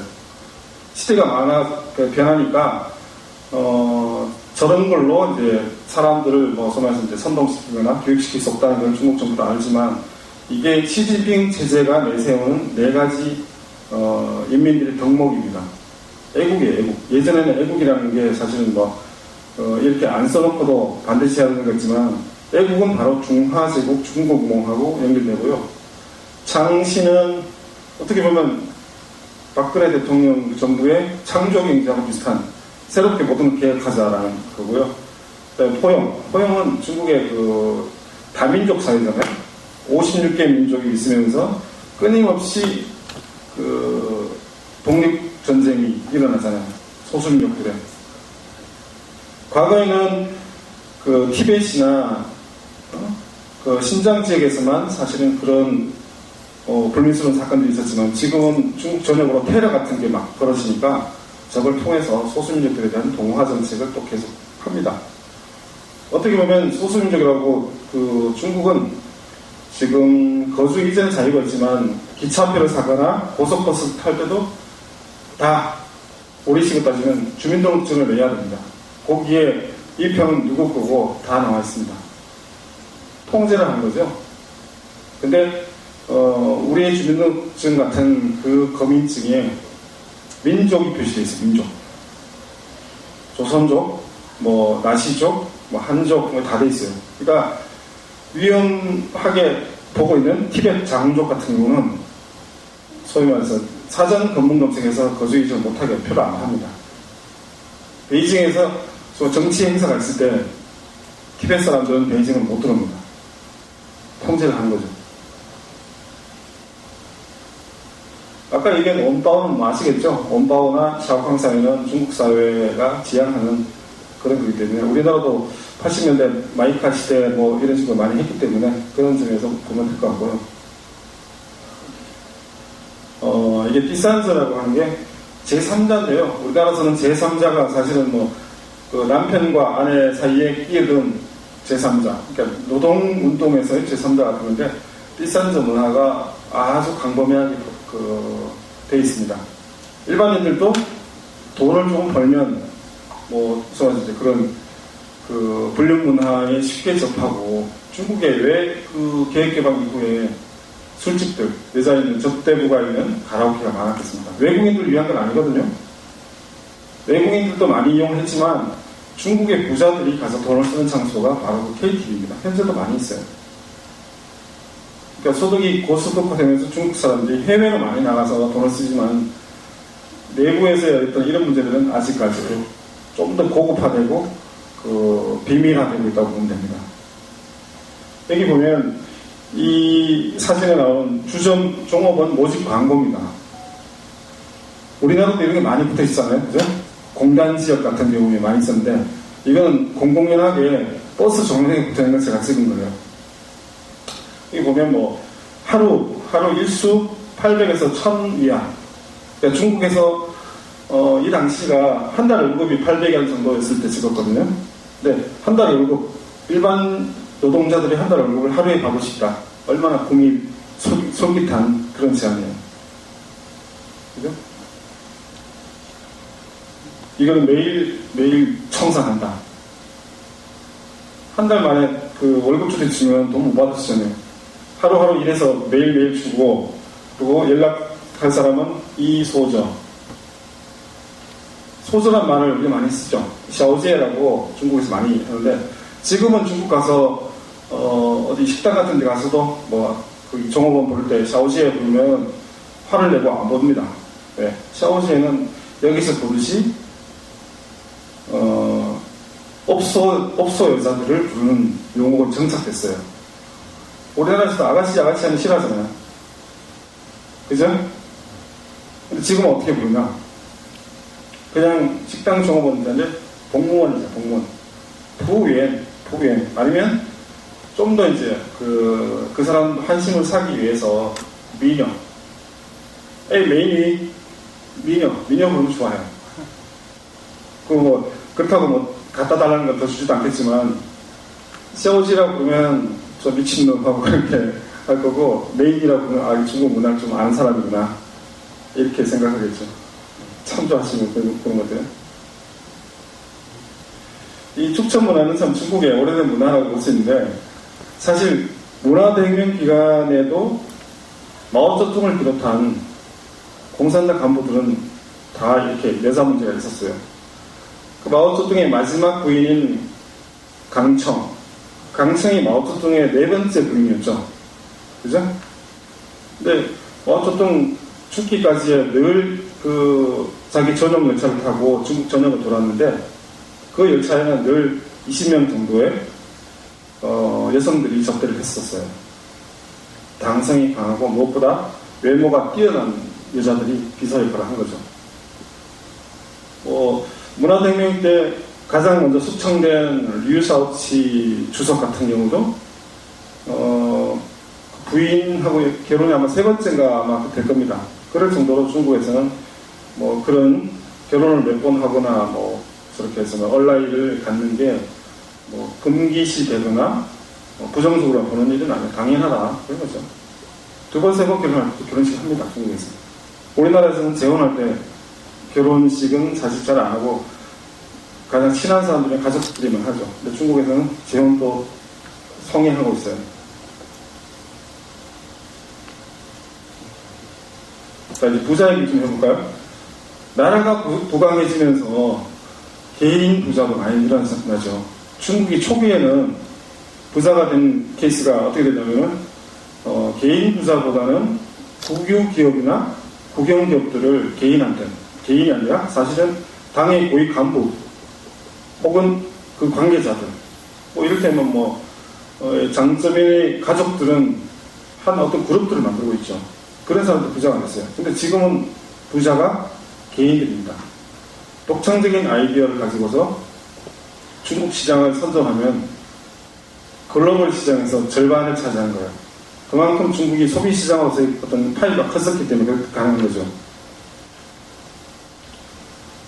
완다그룹이라고 한국에도 많이 와서 부동산과 여행하는 재벌그룹인데, 완다그룹에 왕젠린이라는 사람이 중국 최고의 부자세라고 할 때 작년에 중판 포브스라는 후run에서 집계한 거예요. 그 다음에 알리바바 그룹의 마윈. 알리바바는 사실 이제 짝퉁이 많이 행행한다는 게 나오면서 주가가 30% 곤두박질 쳤지만 그래도 마찬가지로 중국의 서열 1, 2위를 왔다 갔다 하고 있어요. 그 다음에 텐센트 그룹의 마오하탕. 텐센트는 웨이신 아시죠? 웨이신. 위챗에서 쓰는 알리페이. 이런 것들을 통해서도 많이 하고 있고, IT 그룹입니다. 샤오미는 익히 여러분들이 아시는 휴대폰과 각종 관련 제품들, 전자제품들을 생산하는 그런 레이진이고요. 이 사람들이 사실은 최고의 부자가 된 것은 불과 5년에서 10년입니다. 우리나라에서 최근 5년, 10년 동안 소위 말해서 1,000억, 1조 부자 된 사람 있나요? 없죠. 아마 없는 것 같은데, 중국에서는 왜 가능하냐? 중국의 내수 시장이 그만큼 파이가 커졌다는 거예요. 일례로 샤오미 그룹 같은 경우는 이제 휴대폰 만들기 시작한 지가 5년밖에 안 됐잖아요. 근데 작년에 중국 시장에서 1등을 했어요. 샤오미의 모든 제품을 어디서 소비하냐? 95%가 중국입니다. 중국 시장에서 1등을 하면서 샤오미가 부자 순위 4위가 된 거예요. 중국은 하루에도 수백 명의 벼락부자들을 탄생시킬 수 있는 조건이 됩니다. 그만큼 소비시장이 막강한데 한국 사람들이 중국 시장에 들어가서 성공하지 못하는 이유 중에 하나가 한국적 기준으로 중국에 들어가요. 중국을 노리면서 중국의 베이징, 상하이, 선전, 청주를 서로 구분해서 시장 안 하고 카페베네가 3년 전에 중국 진출했죠. 근데 지금 중국에 가면 카페베네라는 상호만 있고 없어졌어요. 왜요? 중국에서 5년 내에 10,000개의 프랜차이즈를 만들겠다라는 야심만만한 계획만 있었고 실제로 중국 시장에서 어떤 식으로 해야 중국 제1의 커피 전문점이 되는지를 연구를 못한 거죠. 지역마다 커피 문화가 다르고 아직은 중국에서 커피라는 게 하나의 어떤 차 다음 가는 어떤 기호식품인데 거기에 대한 연구가 없었던 거죠. 차라리 베이징 혹은 상하이 거점도 통해서 이게 카페베네 같은 게 세계적인 브랜드고 아주 고급 브랜드다라는 걸 익히고 나서 했으면 좀 더 성공하지 않았을까 하는데 지금 망해버렸죠. 시장을 모르고 중국에 그냥 겁없이 뛰어들어서 그 초기에 소위 말해서 이제 지역별로 통키 방식을 다 줘버린 거죠. 중간에 그 중국 측 파트너가 이제 미리 계약금을 받고 다른 방식으로 또 운영했기 때문에 망한 것 같습니다. 현재 중국에서 자산 규모 20억 위안, 우리나라 돈은 약 3,700억 원 정도의 자산을 갖고 있는 사람이 17,000명. 우리는 3,700억 정도 있는 사람이 뭐 재벌 말고는 있습니까? 없죠? 중국 사람들 우리가 너무 무시하지 말고요. 그러니까 입고 있는 옷이나 상태가 별로 안 좋아도 중국 사람들은 혹시 뭐 차를 몇 대 갖고 있는 뭐 페라리나 뭐 슈퍼카들을 한 10대씩 갖고 있는 사람이 많이 있습니다. 수석부총리 못하고 다니세요? 중국에 자주 가시잖아요. 화물차 탑니다. 얼마 싸지로 가신답니다. 이 10대 부자를 해놨는데 보십시오. 2015년 재산이 완다그룹의 왕지엔린 부장 같은 경우에 1,905억 위안. 가늠이 안 되죠? 40조 정도 되니까 40조. 그러니까 이 사람들의 부자 순위는 매년 바뀝니다. 그만큼 중국 시장 자체가 그 기회의 땅이자 위험도 많다는 거죠. 푸얼다이라고 하면 우리 옛날 재벌 2세들 우리 욕을 많이 했잖아요. 중국에서도 이런 벼락부자의 2세들의 형태가 가끔씩 언론에 오르내리고 있어요. 시진핑 주석 같은 경우는 태자당이니까 홍얼다이라고 하죠. 홍, 불글 홍자, 혁명 2세대. 여기 보면 이제 관얼다이라고 하는 것은 관직을 대물림하는 사람들, 공무원을 2세. 그 다음에 치용얼다이는 이건 진짜 우리 뭐 인터넷 용어인데 가난뱅이 2세. 그러니까 죽었다 깨나도 부자가 되지 못하는 가난뱅이들 얘기한 거고요. 푸얼다의 대표적인 사례로 이 완다그룹이라고 중국 최고의 부자 왕제닌 회장의 아들이 있습니다. 이름도 좀 별로 안 좋죠. 왕스충이라고, 충자가 본래 충자예요. 왕스충이라는 친구가 엽세 경영을 많이 하고 사고도 많이 썼어요. 그래서 이 회사의 주가가 막 떨어지대요. 이 친구가 사고 칠 때마다. 그래서 왕제닌 회장은 절대로 내 아들한테 물려주지 않겠다라고 선언까지 해요. 근데 이 친구가 그 완다그룹에서 몇 가지 사업들을 같이 하고 있어서 미래가 좀 지켜볼 필요가 있죠. 안 물려줄까요? 아들 하나밖에 없는데. 한번 보실래요? 이 사진은 여기는 이제 왕스충이가 자기 생일 파티 하는데 10여 명의 미녀들을 불러서 생일 파티를 하는 거예요. 그 중에서 가장 그 편안한 사진을 올렸겠죠. 그러니까 중국판 블로그인 자기 웨이보에 올린 사진이에요. 그러니까 자기는 이 정도만 갖고 편하게 놀았다. 오늘은 좀 재미없는 날이다. 이렇게 뒤에 해놨고요. 두 번째 사진을 보면 이거는 자신의 애완견의 두 발에 여기 채운 게 애플워치입니다. 애플워치 하나가 얼마씩 하죠? 제일 싼 게 한 50만원 정도 하죠. 근데 이거는 가장 비싼 거예요. 한 2천만원 하는 거. 그 두 개를 채워놓고 밑에다 자기가 써놓고 하는 얘기가, 내 애완견은 다리가 4개지만 나는 앞다리 2개만 꽃을 채워줬다. 4개 다 채우면 나보고 졸부라고 하겠지? 이렇게 붙여놨어요.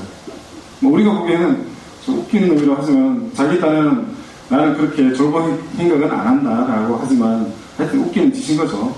그래서 이런 것들이 중국에서도 중국 네티즌들의 어떤 거기에 끼어가지고 욕을 먹고 그러고 있습니다. 사회주의 시장 경제는 아까 뭐 간단하게 설명했으니까 넘어가기로 하고요. 이제 짝퉁 나라라고 하지만 짝퉁. 여기 계신 분들 중에 이제 중국산 짝퉁 사보신 적 있죠? 없나요? 다 정품 쓰나요? 명품. 다 명품적이구나. 우리 동문들은 또 부자니까. 저 같은 경우는 가끔 이제 중국에 살 때도 있지만 지금보다 짝퉁의 수준이 별로 안 좋았던 2003, 4, 5년 시절에 좀 오랫동안 있었어요. 있을 때, 뭐, 맨날 샀던 게 나이키 신발을 신고 폴로 티셔츠를 입고 다녔어요. 중국에서 파는. 근데 짝퉁이지만 품질은 좋았어요. 그 짝퉁의 수준이 이제는 샤오미 같은 회사를 만듭니다. 물론 지금도 한켠에서는 명품을 만들고 명품의 짝퉁을 파는 나라가 중국이에요. 얼마 전에 제가 이 중국 가서 시계를 하나 샀어요. 소위 명품이라고 하는 까르띠에. 근데 잘 산 것 같아요. 이제 뭐 SA급은 아닌데 특A급은 돼요. 지금 6개월째인데 아직 고장이 안 났어요. 잘 가고 있는 거죠. 저는 1년 정도 잘 생각하고 뭐 거금을 주고 샀는데 이 특A급 정도면 한 10만원 정도 해요. 잘 사면 한 6만원 살 수 있는데 흥정을 잘해야 되죠. 무조건 중국에서 짝퉁 시작하면 일단 부르는 가격의 10분의 1로 사라. 10분의 1을 부르는 게 아니라 10분의 1로 사라. 10분의 1 부르면 결국 서로가 흥정을 하다 보면 어떻게 사죠? 절반 가격으로 사죠. 한국 사람들이 머리가 좋은 것 같은데 흥정은 잘 못해요. 중국 사람들은 아주 비싸게 불러놓고 서로가 반반씩 나누는 걸 딱 하고 계산해요. 상대를 보고. 너 이게 계산기 주고서 찍으라 그래요. 그러면 뭐 1000위안짜리라고 불러놓고 이거 한 100위안 정도 샀으면 싶은데 라고 할 때 우리는 참 100위안 찍잖아요. 그럼 계속 올라갈 수밖에 없잖아요. 이 친구는 800위안 부를 거고 그럼 우리는 200위안 부를 거고 한 600위안, 400위안 결국은 500위안 사겠죠. 잘 샀다고 생각해요. 근데 절대로 그게 아닙니다. 10분의 가격으로 사면 잘 산 거예요. 그 이상을 주면 흥정을 잘못한 것 같은데 찝찝해요. 샤오미를 가지고서 대륙의 실수라고 많이 하잖아요. 그죠? 우리 언론이 실수한 겁니다. 아니 샤오미가 제품이 짝퉁으로 시작한 건 맞아요. 샤오미는 스티브 잡스를 따라하기 시작한 레이징 회장이 만든 회사예요. 디자인부터 모든 것들을 애플 아이폰을 이제 따라했는데 지금은 스펙은 세계 최고 수준 똑같이 갑니다. 삼성의 갤럭시 수준 이상 갑니다. 가격은 3분의 1 가격. 이런 중국의 휴대폰 기업들이 중국의 1등부터 5등까지 하고 있죠. 화웨이라는 회사가 있고요. 화웨이가 중국에 처음으로 짝퉁 만들기 시작한 회사고 가장 오래된 스마트폰 제조업 업체예요. 그 다음에 샤오미, 그 다음에 오포, 비보 뭐 이런 회사들이 중국 시장을 우리가 듣도 보도 못한 회사들이 중국 시장에서 뭐 1000만 원씩 팔고 그래요. 삼성의 갤럭시 같은 경우 한국에서 팔아서 몇 대 팔죠? 300에서 700만 대 팔잖아요. 그죠? 중국에서는 저렇게 작은 회사들이 물론 저거 파는 제품을 예전에 만들었지만 지금 만드는 제품들은 갤럭시와 거의 비슷합니다. 근데 삼성폰은 중국에서 외면당해요. 왜요? 소프트웨어 차원에서 봤을 때 중국의 연구원들은 그런 부분 서비스를 안 해요. 삼성의 전략이 뭔지 모르겠어요. 삼성 욕을 많이 해서 삼성 출신들이 나가 있을 것 같은데 죄송합니다. 이 샤오미가 사실은 5년밖에 안 된 기획인가 모르죠. 얼마 전에 우리 태양의 후예라는 그 KBS 드라마가 중국에서 대박이 났잖아요. 그죠? 한국 드라마 사상 처음으로 사전 제작을 해서 중국 정부의 심사를 통과해서 만들었죠. 근데 그 아이치라는 중국판 뭐라고 해야 되나 유튜브 모든 걸 웹으로 인터넷으로 영상이나 뉴스 서비스 하는 회사인데 그 회사가 중 1위입니다. 그 회사가 몇 년 된 것 같아요? 불과 6년밖에 안 됐어요. 우리나라에서 가장 큰 포탈인 그래도 네이버가 그래도 20년이 됐잖아요. 그죠? 근데 중국은 5년 만에 중국 시장 1등이 됐어요. 지금도 이번에 제가 지난주에 갔을 때 이제 샤오미하고 아이치를 가봤는데 매일 면접을 보더라고요. 매일 100명씩 뽑는데요. 회사 건물이 이제 중관촌에 있는 15층짜리 건물을 쓰고 있는데 뭐 계속해서 건물을 확장하고 있고 성장 가능성이 아니라 매일매일 성장하는 거죠. 아이치 같은 경우는 VIP 회원으로 수익이 그 수익이 한 60%를 차지하는데 작년 10월에 VIP 회원이 1000만이었대요. 근데 올해 4월에 VIP 회원 수가 2000만 명. 어마어마하죠? 1000만 명이 6개월 만에 달성한다는 거. 물론 그 와중에 태양의 후예 같은 드라마의 성공도 상당한 역할하죠. VIP 회원이 1년에 내는 돈이 얼마일 것 같아요? 한 달에 50위안, 1년 하면 500원으로 120원 깎아주고, 100위안 깎아주는 거죠. 1년 회원이, 그쵸. 500위안. 싸죠?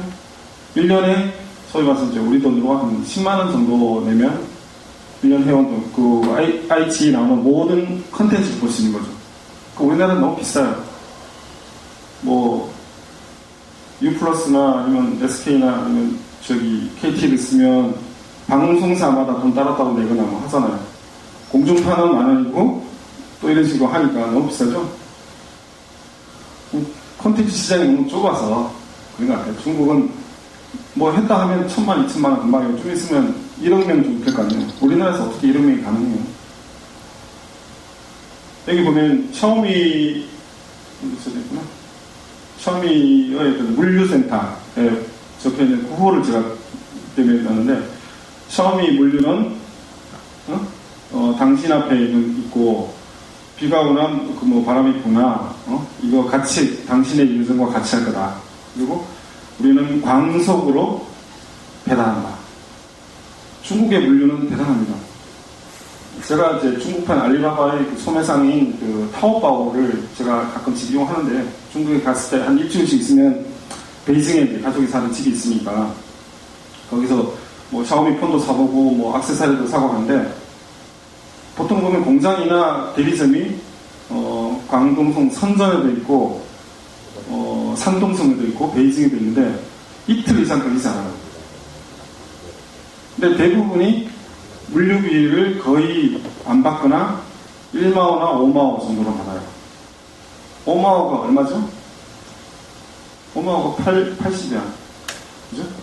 1위안이 얼마죠? 1위안이 180원 정도 하잖아요. 그죠? 근데 그렇게 해서 그 물류가 과연 돈 벌 수 있을까? 근데 중국은 엄청난 사람들이 우리가 보통 한국에서는 100만 명이 산다고 하면 중국은 1억 명이 산다고 합니다.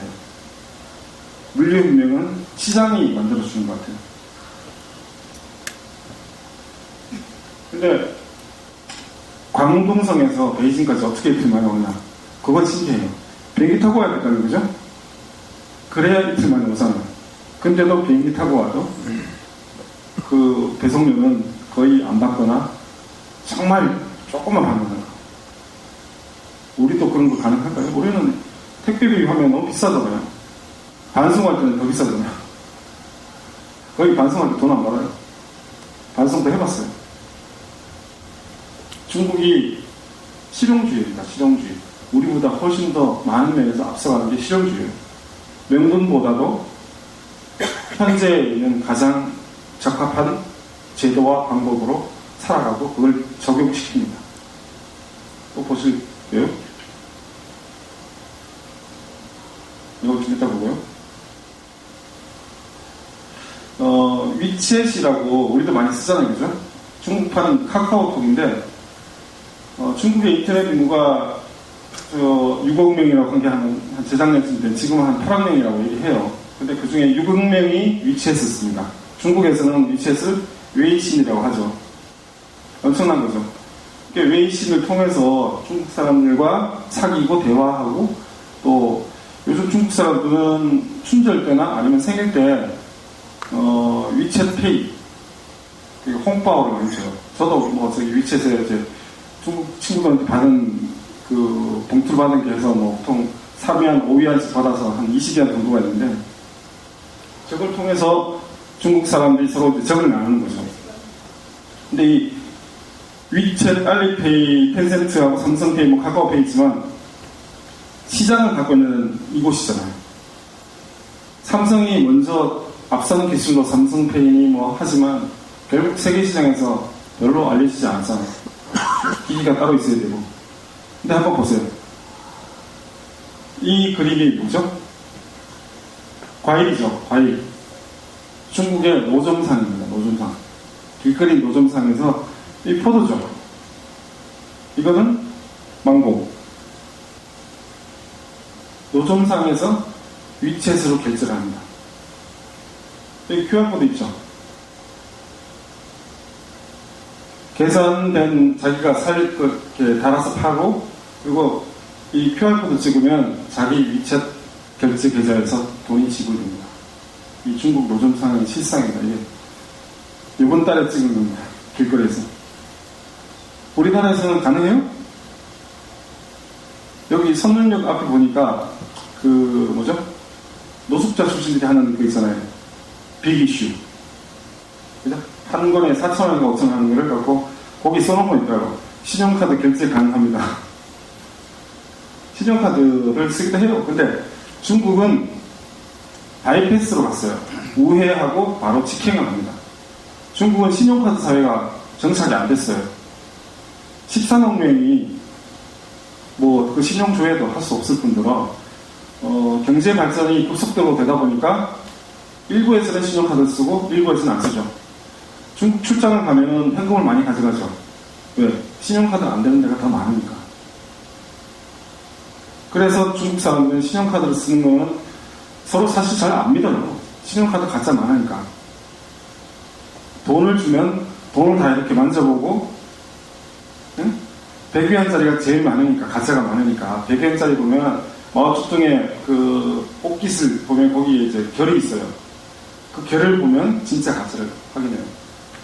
그리고 요즘 더 많아진 게 50위안짜리도 마찬가지니까 50위안짜리는 가짜 지폐는 좀 얇아요. 그리고 여기에 요 깃에 물결을 못 넣었어요. 택시 기사들이 가끔씩 외국인들한테 그런 거 줘요. 지나면 끝이니까. 저 같은 경우는 택시 거선도 받을 때 이렇게 하긴 해요. 그래서 수상지단은 바꿔달라고 해요. 딴 돈 달라고. 그럼 주죠. 그만큼 신용사회가 정착되지 않은 중국이기 때문에 신용카드보다는 그 다음에 일반인 누구나 쓸 수 있는 위챗페이로 간 거예요. 위챗페이는 위챗 계좌, 모든 사람 6억 명이 쓰는 그 계좌에 돈을 미리, 체크카드처럼 돈을 미리 넣어놓기도 하고 아니면 자신의 은행 계좌와 연결하기도 하고. 이제 신용카드는 지금 이제 몇 개 중국 은행들 것만 연결되어 있어요. 외국계 은행들은 아직 안 돼 있고. 그래서 이 사람들은 이렇게 넘어갑니다. 중국은 모든 면에서 바이패스예요. 경제가 천천히 우리처럼 같이 간 게 아니라 고속 성장을 하니까 비디오 세대가 사실 없었잖아요. 중국은 VHS 방식이든 뭐 그런 방식의 비디오 없어요. 그 다음에 바로 VCD가 갔죠. 그 DVD입니다. 해적판이 난무한 이유가 VH 방식은 2시간째를 이렇게 복사를 해야 되지만 VCD는 그 값싼 그 플라스틱 같은 데다 다 바로 할 수 있잖아요. 싸잖아요. 중국 사람들이 가장 좋아하는 거 아직도 해적판이 많지만 이제 해적판도 IG 같이 저기서 다 한 달에 50위안만 내면 모든 콘텐츠를 볼 수 있는 원래 길거리에서 12위안씩 주고 사요. 그거 없어졌어요. 그거 사는 사람 바보예요. 우리나라 광화문이나 이런 데서 뭐 그런 거 팔잖아요. 그거 사서 볼 사람 이제 없잖아요.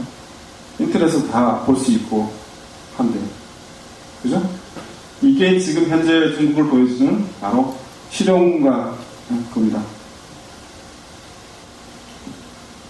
滴滴 출신이라고 이제 우리와 비교할 수 있는 게 바로 카카오 택시죠. 카카오 택시가 있고 카카오 드라이브도 되고 하지만 이거 중국이 더 빨라요. 중국은 3년 전부터 이걸 해왔어요. 예전에 중국에 사는 많은 사람들이, 한국 사람들이 헤이처라고 일반인들이 모르는 소위 말해서 과거에 우리가 나라시라고 했었잖아요. 나라시를 많이 탔어요. 그 나라시가 일로 다 합수했어요. 중국판 우버 택시. 그리고滴滴 출신 중에滴滴 따처, 택시를 탈 때는 따처라고 해서 택시를 잡는다, 때린다. 이걸로 하면은 정말 2, 3분 만에 와요. 우리나라는 붉은 때 타면 택시 잘 안 오죠. 행선지 보고 안 오죠. 중국은 100% 옵니다. 왜? 정확하게 이 사람들은 이걸 타더라도 위챗으로 결제를 해요. 신용카드 필요 없어요. 어떻게 보면 우리보다 훨씬 더 앞서간 거죠.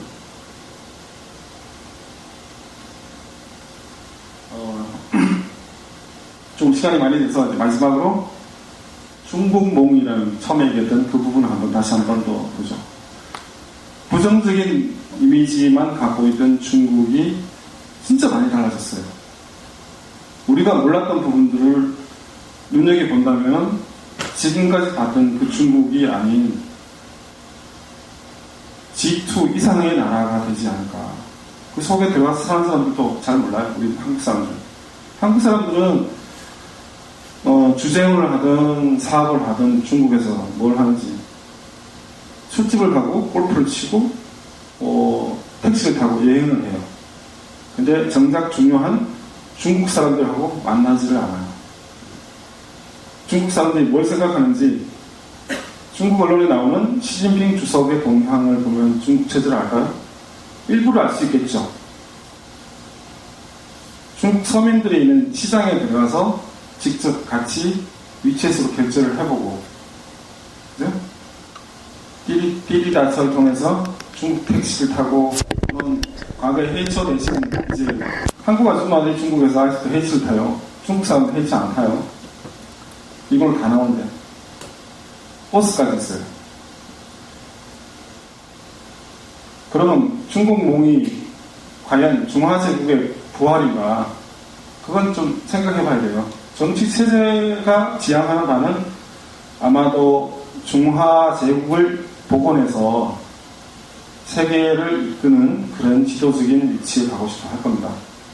그러나 중국 스스로 패권 국가를 지향하지는 않는다고 얘기해요. 근데 우리는 중국 옆에 사는 작은 나라이기 때문에 중국에 먹혀서도 안 되고 중국에 이용당해서도 안 될 거 아닌 거죠.